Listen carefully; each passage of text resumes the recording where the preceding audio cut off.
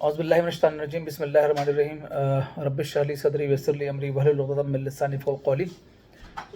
आज हम बेसिकली क्या कहते हैं बात कर रहे हैं बजट के अंदर जो प्रॉपर्टीज़ से रिलेटेड क्या कहते हैं जो इनकम टैक्स के अंदर प्रोविजंस आई हैं उसको हम डिस्कस कर रहे हैं।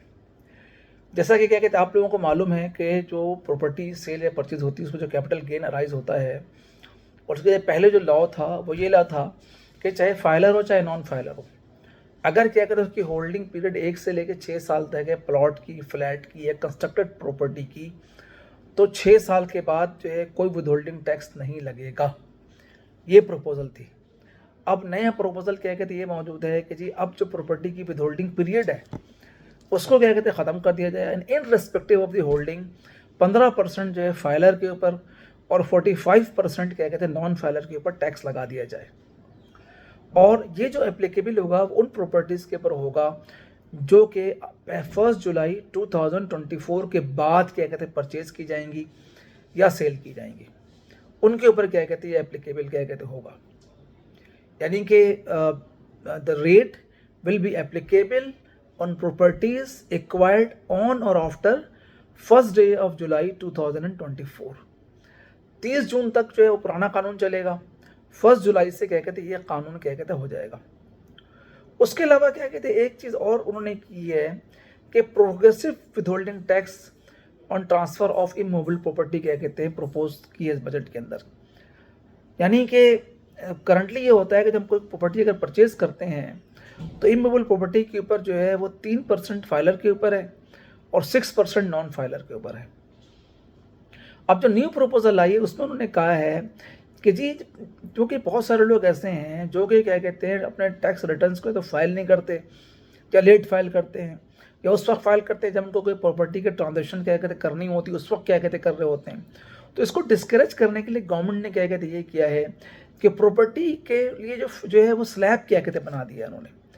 और उन्होंने कहा है कि जी जो परचेज ऑफ इमूवेबल प्रॉपर्टी होती है अंडर सेक्शन 236 के जो आपका टैक्स क्या कहते हैं आपको जो जमा कराना पड़ता है, तो पहले ये था कि नॉन फाइलर पे 3% था और नॉन फाइलर पे 6% था और फाइलर पे 3% था।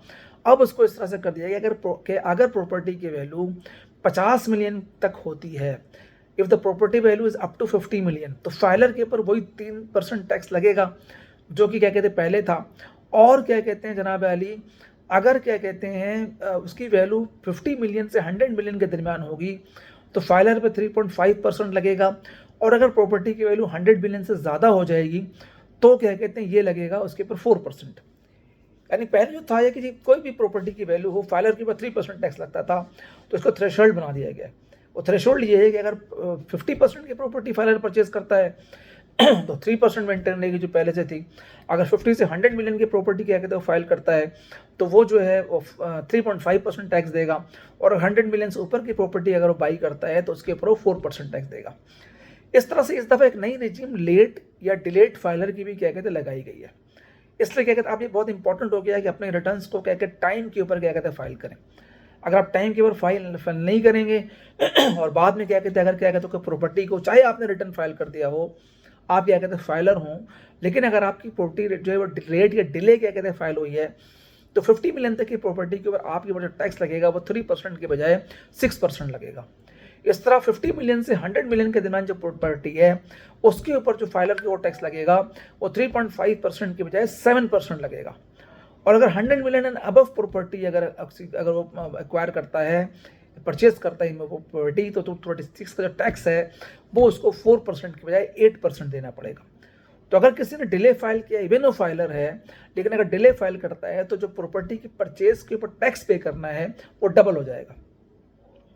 इस तरह से नॉन फाइलर के लिए भी क्या कहते हैं एक रजीम क्या कहते हैं परचेज की इंट्रोड्यूस कराई गई है कि नॉन फाइलर जो है पहले 6% स्टेट टैक्स देता था कोई भी क्या कहते हैं प्रॉपर्टी की वैल्यू हो।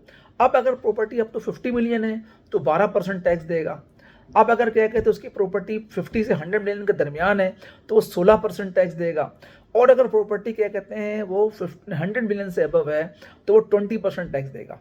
तो यहाँ पर गवर्नमेंट दो काम करना चाह रही है। एक काम तो क्या कहते हैं ये करना चाह रही है कि जो नॉन फाइलर्स और लेट फाइलर्स को जो है वो क्या कहते हैं डिस्करेज करना चाह रही है, ठीक है, चूँकि रेट इतना हाई हो गया। और दूसरा ये चाह रही है कि जो फाइलर हैं अगर अपनी रिटर्न्स टाइम पे फाइल नहीं करते, तो अब मेरा ख्याल है कि जी जो है लोग जो है कोशिश करेंगे कि अपने जो इनकम टैक्स रिटर्न्स है फाइलर ख़ास तौर पर कि वो टाइमली फाइल करें।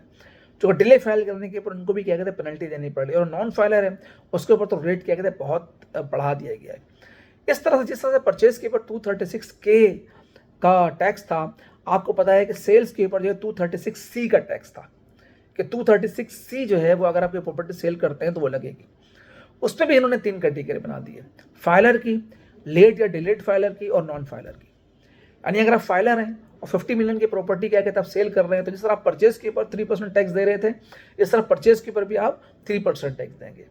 इस तरह से 50 से 100 मिलियन के दरमियान जो है वो टैक्स जो है आप फाइलर जो है वो 3%, 3.5% दे रहा था, और सेल की सूरत में वो 4% टैक्स देगा। और अगर क्या कहते हैं 100 मिलियन से अबव की प्रॉपर्टी होगी तो 5% टैक्स देगा। तो फाइलर के लिए 3 आ गई कैटेगरी कि 50 मिलियन की प्रॉपर्टी अगर वो सेल करता है वो 3% टैक्स देगा, 50 से 100 के दरमियान अगर प्रॉपर्टी सेल करता है तो वो 4% टैक्स देगा, और 100 से अबव अगर वो क्या कहते हैं टैक्स फाइल करता है तो वो क्या कहते हैं आपको 5% टैक्स देगा। इस तरह जो लेट और डिलेट फाइलर हैं वहाँ यहाँ भी क्या कहते हैं कि है, और उसमें क्या कहते हैं वही थ्रेशोल्ड रखा गया जो कि क्या कहते हैं बाइंग के लिए।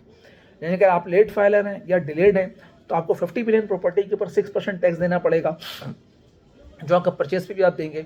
इस तरह से क्या कहते हैं अगर 50 से 100 मिलियन की प्रॉपर्टी अगर आपको तो आपको 7% देना पड़ेगा, सेम परचेस सेल के अंदर सेम परसेंटेज है।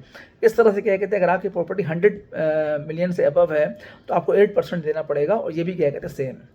नॉन फाइलर है, नॉन फाइलर की अगर अपनी प्रॉपर्टी सेल करता है तो यहाँ पे उसके लिए तीनों कैटेगरी के अंदर उसको 10% टैक्स देना है। चाहे वो कोई प्रॉपर्टी सेल करे वो 10% टैक्स देगा, चाहे वो प्रॉपर्टी जो है वो लेस देन 50 मिलियन हो, चाहे 50 से 100 के दरमियान हो या 100 एंड अबव हो।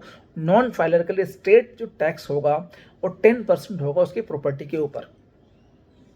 उसके अलावा यही प्रपोज किया गया है कि जो रियल एस्टेट सेक्टर को स्टेबलाइज करने के लिए और अवॉइड करने के लिए, स्पेकुलेशन को अवॉइड करने के लिए जो FED है, फेडरल एक्साइज ड्यूटी है, वही 5% लगा दिया जाए, 5% लगा दिया जाए on the propose new plots, residential या कमर्शियल बोथ। यानी अगर आपकी कोई स्कीम आती है और आप क्या कहते हैं प्लॉट परचेज करते हैं इंस्टॉलमेंट के बेसिस के ऊपर, या जिस तरह से भी अगर आप प्लॉट क्या कहते हैं परचेज करते हैं, जो गवर्नमेंट को स्कीम क्या कहते हैं अनाउंस करती है, इसमें प्लॉट ऑफर करती है, तो आपको 5% जो है आपको प्लॉट की इसके ऊपर जो आपको टैक्स क्या कहते हैं देना पड़ेगा।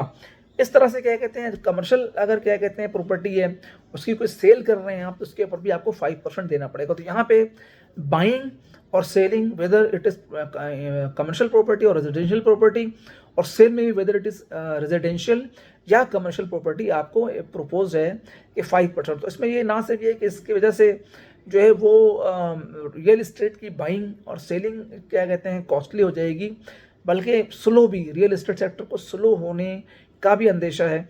और आप समझते हैं कि रियल एस्टेट को स्लो होने का मतलब ये है कि आप इकोनॉमी के एक बहुत बड़े सेगमेंट को स्लो कर रहे हैं, आप सीमेंट सेक्टर को स्लो कर रहे हैं, आप आयरन सेक्टर को स्लो कर रहे हैं, स्टील के को स्लो कर रहे हैं, आप क्या कहते हैं वुड की उसको स्लो कर रहे हैं, आप जो है वो और जो एलुमिनियम की जो है जो खिड़कियाँ दरवाजे बनते हैं उनको स्लो कर रहे हैं, आप पेंट की इंडस्ट्री को स्लो कर रहे हैं।